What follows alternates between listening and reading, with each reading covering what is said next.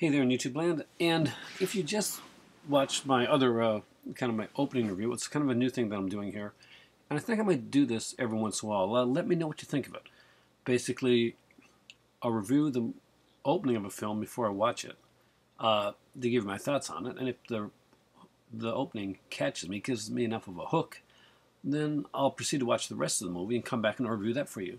That way, if you're there when I do the opening review and you watch that, if it's something I'm watching on Netflix or something along that line, or something you might have in your own collection they haven't watched or haven't checked out, maybe we can actually kind of watch together. So when I get back after watching the film and doing my review, you can kind of like let me know in the comment section down below, or message me on Facebook, whatever, and let me know what your thoughts on the film that I'm doing at the time. And if you want to, if you're a YouTuber, feel free to do a video response.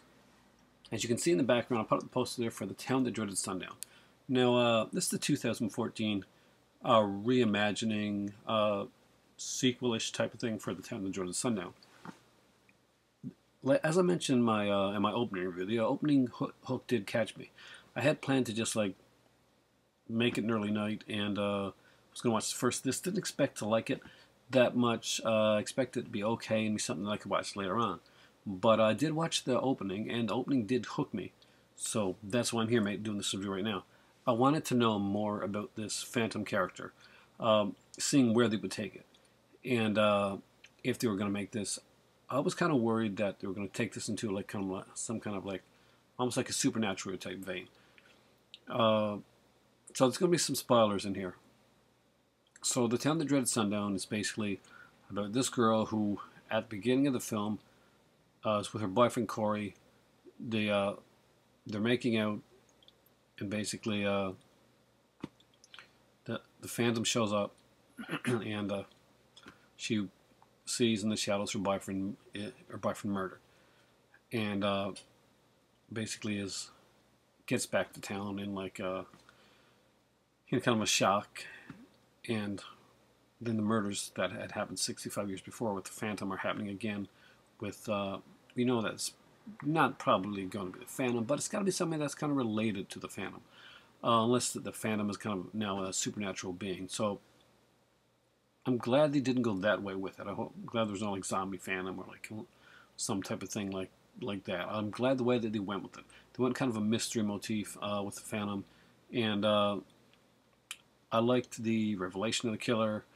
I don't want to give it away because I thought it was really fun. And the thing is, watch, if you get the chance to and do this. Luckily, I remembered a lot of Town That Dreaded Sundown.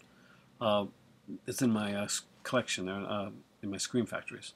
So as I was watching this movie, I was seeing not just like, okay, this is kind of like a reimagining or sequel type of thing, but kind of like a sequel to the actual murders or something, but like a fictionalized version of the murders.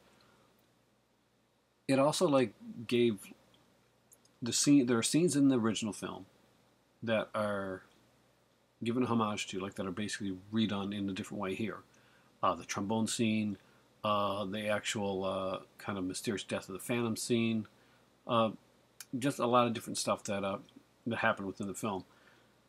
The fields scene, and they do them all, but they do them in their own unique style, and that's one of the best things I can say about this film, is that it doesn't paint by the numbers in the way that it remakes the film. It goes in its own way. It actually gives you a reasoning behind everything. You get kind of a reasoning, you get a decent reasoning, and you get a bit of a surprise. I mean, it's a movie that I gotta say, I like the kills. The kills were good in the film, and the characters in the story rang more true. I mean, did they make all the smartest moves that like you think people would make? No, but in reality, life doesn't work like that. When you're watching a movie, and it's like anything. If you're watching a movie, you're watching a football game, you're watching basketball, you're watching a wrestling program from your couch. It's easy to say, okay, this is what I do. I do this. I would have booked Brian to go over in the Rumble. I would have done this. I would have done that, and that's great. when you're armchair doing stuff like that. But in, I guess, in times of like scare and shock and all this stuff, all that kind of logic crap goes out the window.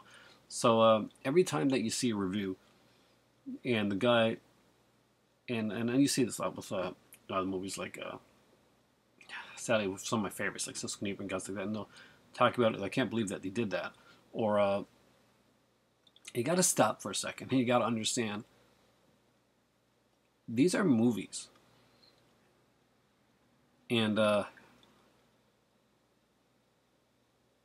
there's a whole different logic to that. It's like saying, I can't believe that they sung and danced in Greece. It's a musical. I can't believe people made the wrong choices in horror films. Really? You can't believe that people make the wrong choices in horror films? If they didn't, there wouldn't be any horror films. Jonathan Harker wouldn't go to the castle. He'd look at that castle. He'd turn around right away. Bam, that's the end of Dracula right there. Dr. Victor Frankenstein would say, you know what? Maybe building a guy is kind of a crazy idea. Maybe I shouldn't do that. People wouldn't go check out that noise. And the crew would be left there waiting until he say screw it and just kind of come in and probably get shot because they'd be smart enough to go grab their gun from the table and kill him. Or they'd go out and they'd never go to the end of the house or anything like that.